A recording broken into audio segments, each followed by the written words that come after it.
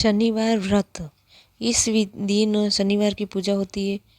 विधि, इस दिन शनि की पूजा होती है। काला तिल, काला वस्त्र, तेल, उड़द शनि को बहुत प्रिय है, इसलिए इसके द्वारा शनि की पूजा होती है। शनि की दशा को दूर करने के लिए यह व्रत किया जाता है। शनि स्रोत का पाठ भी विशेष लाभदायक है सिद्ध होता है। कथा, एक समय सूर्य, चंद्रमा, मंगल, बुध, बृहस्पति, शुक्र, शनि, राहु और केतु इन ग्रहों के आपस में झगड़ा हो गया कि हम सब में सबसे बड़ा कौन है। सब अपने आप को बड़ा कहते हैं। जब आपस में कोई निश्चय न हो सका तो सब के आपस में झगड़ते हुए इंद्र के पास गए और कहने लगे, आप सब देवताओं के राजा हो, इसलिए आप हमारा न्याय करके बताओ कि हम नौ ग्रहों में से सबसे बड़ा कौन है। इंद्र इसका प्रश्न सुनकर घबरा गए और कहने लगे कि मुझे यह सामर्थ्य नहीं है कि मैं किसी को बड़ा या छोटा बतलाऊं। अपने मुख से कुछ नहीं कह सकता हूँ। हाँ, एक उपाय हो सकता है। उस समय पृथ्वी का एक राजा विक्रमादित्य दूसरों के दुखों का निवारण करने वाला था, इसलिए तुम सब मिलकर उसी के पास जाओ, वही तुम्हारे दुखों का निवारण करेंगे। ऐसा वचन सुनकर सभी ग्रहों ने देवता चलकर भूलोक में राजा विक्रमादित्य के पास जाकर और उपस्थित हुए और अपना प्रश्न सामने रखा। राजा उसकी बात सुनकर बड़ी चिंता में पड़ गए। मैं अपने मुख से किसको बड़ा और किसको छोटा बतलाऊं? जिसको छोटा बतलाऊंगा वही क्रोध करेगा, परंतु उसका झगड़ा निपटाने के लिए एक उपाय सोचा। उन्होंने सोना, चांदी, कांसा, पीतल, सिक्का, रांगा, सस्ता, अभ्रक और लोहा 9 धातुओं में 9 सामान बनवाए। एक आसन को क्रम से, जैसे सोना सबसे पहले और लोहा सर्व सबसे पीछे बिछाए गए।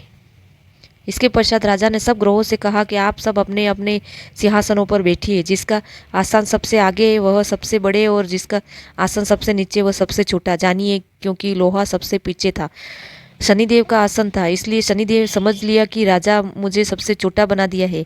इस शनि को बड़ा क्रोध आया और कहा कि राजा, तू मेरे पराक्रम को नहीं जानता। सूर्य एक राशि पर एक महीना, चंद्रमा 2.25 महीना 2 दिन, मंगल 1.5 महीना, बृहस्पति 13 महीने, बुध और शुक्र 1 महीने, परंतु मैं एक राशि 2.5 अथवा 7.5 साल तक रहता हूँ। बड़े देवताओं को भी मैंने भीषण दुख दिया है।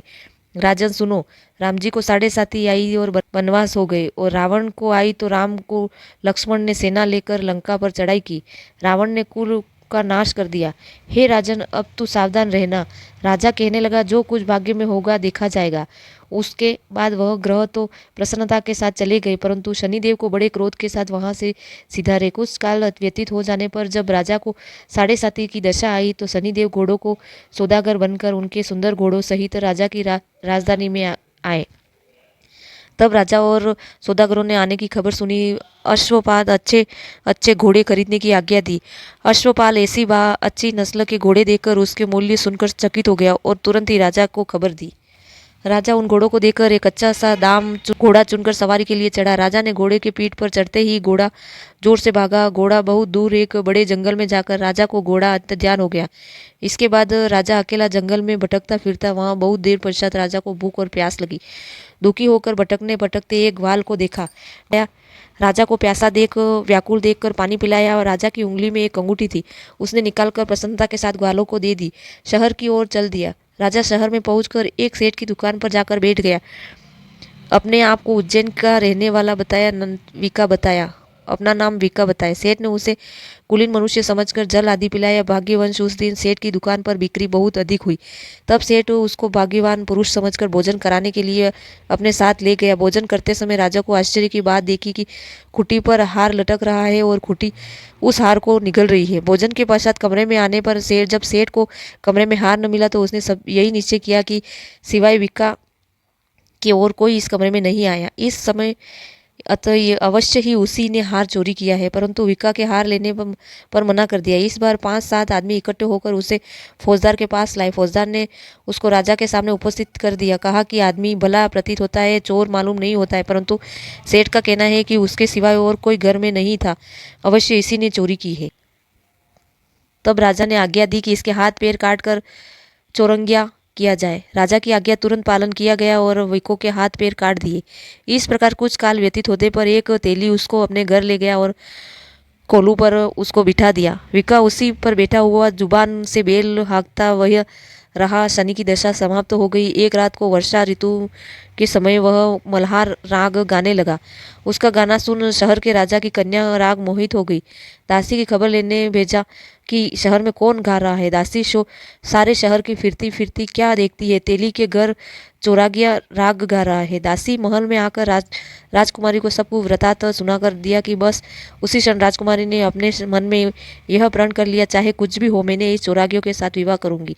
प्रातःकाल होते ही सब दासी ने राजकुमारी को जगाना चाहा, तो राजकुमारी अनशन व्रत लेकर पड़ी रही। तब दासी ने रानी के पास जाकर राजकुमारी न उठने का वृतांत कहा। रानी ने तुरंत ही वहां आकर राजकुमारी को जगाया, उसके दुख का कारण पूछा तो राजकुमारी ने कहा कि माताजी, मैंने यह प्रण कर लिया है कि तेली के घर जो भी चोरागिया है उसी से साथ विवाह करूंगी। माता ने कहा, पगली ये क्या बात कर रही है, तुझको किसी देश की राजा के साथ विवाह जाएगा?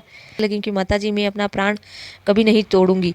माता ने चिंतित होकर वह बात राजा को बताई। जब महाराज ने भी आकर यह समझाया कि अभी देश देशांतर में अपने दूत भेजकर सुयोग्य रूपवान एवं बड़े से बड़े गुणवानी राजकुमार के साथ विवाह करूंगा, ऐसी बात तुमको कभी नहीं विचारनी चाहिए। कन्या ने कहा, पिताजी, मैं अपने प्राण त्याग दूंगी परंतु दूसरे से विवाह नहीं करूंगी। इतना सुनकर राजा के क्रोध से कहा कि तेरे भाग्य में ऐसा ही लिखा है तो तेरी मर्जी हो वैसा ही कर। राजा ने तेली को बुलाकर कहा कि तेरे घर जो चोरा गया है उसके साथ मैं अपनी कन्या का विवाह करना चाहता हूँ। तेली ने कहा, यह कैसे हो सकता है? कहाँ आप और हमारे राजा और कहाँ एक नीच तेली?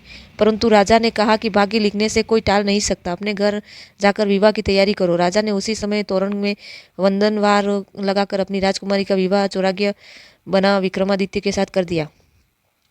रात्रि को जब विक्रमादित्य राजकुमारी महल में सोए तो आधी रात को समय शनिदेव ने विक्रमादित्य को स्वप्न दिया। राजा, कहो मुझको छोटा बतलाकर तुमको कितना दुख उठाया।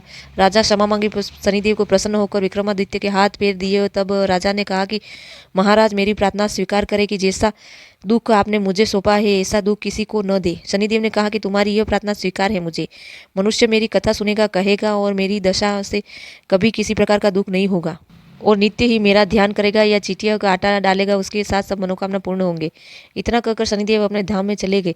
राजकुमारी की आंख खुली और उसने राजा का हाथ पाव सही सलामत आश्चर्य को प्राप्त हुई। उसने देखकर राजा ने अपना समस्त हाल कहा, और मैं उज्जैन का राजा विक्रमादित्य हूँ। यह बात सुनकर राजकुमारी अत्यंत प्रसन्न हुई। प्रातःकाल राजकुमारी ने उससे सखियों से पूछा तो उसने अपने पति की समस्त व्रताव्रत कह सुनाई। तब सब प्रसन्नता से प्रकट हुई और कहा कि ईश्वर से आपकी मनोकामना पूर्ण कर दी। जब उस सेठ ने यह बात सुनी तो विक्रमादित्य के पास आया और राजा विक्रमादित्य के पैरों में गिरकर क्षमा मांगने लगा कि आप पर मैंने चोरी का झूठा दोष लगाया था, आप मुझे चाहे वह दंड दो। राजा ने कहा, मुझ पर शनिदेव का कोप था, इसी प्रकार यह सब कुछ दुख मुझे प्राप्त हुआ है, इसको तुम्हारा कोई दोष नहीं। तुम अपने घर जाकर अपना कार्य करो। सेठ बोला कि मुझे तभी शांति होगी जब आप मेरे घर प्रीतिपूर्वक भोजन करोगे। राजा ने कहा कि जैसी आपकी मर्जी हो वैसा ही करें। सेठ ने अपने घर आकर अनेक प्रकार के सुंदर भोजन बनवाए और राजा विक्रमादित्य को प्रतिभोज दिया। जिस समय विक्रमादित्य भोजन कर रहे थे, एक अत्यंत आश्चर्य हुआ कि बात सबको दिखाई दी। जो कुटी पहले हार निकल गई थी वह अब हार उगल रही थी। जब भोजन समाप्त हुआ तब सेठ ने हाथ जोड़कर बहुत सी मोहरे राजा को भेंट दी और कहा कि मेरे श्री कंवर नामक एक कन्या है, उसका परिग्रहण आप करें। इसके बाद सेठ ने अपनी कन्या का विवाह राजा के साथ कर दिया और बहुत दान दहेज आदि दिया। इस प्रकार कुछ दिनों तक वहां निवास करने के पश्चात विक्रमादित्य शहर के राजा से कहा कि अब मेरी उज्जैन जाने की इच्छा है। फिर कुछ दिन बाद विदा लेकर राजकुमारी मन भावनी सेठ की कन्या श्री कंवरी तथा दोनों जगह से दहेज के प्राप्त अनेक दास दासी रथ और पालकियों सहित विक्रमादित्य उज्जैन की तरफ चले गए। जब शहर के निकट पहुंचे तो पुरनवासियों ने राजा के आने का संवाद सुना और समस्त उज्जैन की प्रजा अफगानी के लिए आई। तभी बड़ी प्रसन्नता से राजा ने अपने महल में पधारे सारे शहर में बड़ा भारी महोत्सव मनाया और रात्रि को दीपमाला की गई। दूसरे दिन राजा ने शहर में यह सूचना कराई कि शनिचर देवता सब ग्रहों में सर्वोपरि है। मैंने इनको छोटा बतलाया, इसी से मुझे यह दुख प्राप्त हुआ। इस कारण सारे शहर में सदा शनिचर की पूजा और कथा होने लगी। राजा और प्रजा अनेक प्रकार के सुख भोगती रही और जो कोई शनिचर की कथा पढ़ता या सुनता है, शनिदेव कृपा से उसे सारे दुख दूर हो जाते हैं। यह शनिवार की कथा को व्रत के दिन अवश्य पढ़ना चाहिए। ओम शांति, ओम शांति, ओम शांति। जय शनिदेव।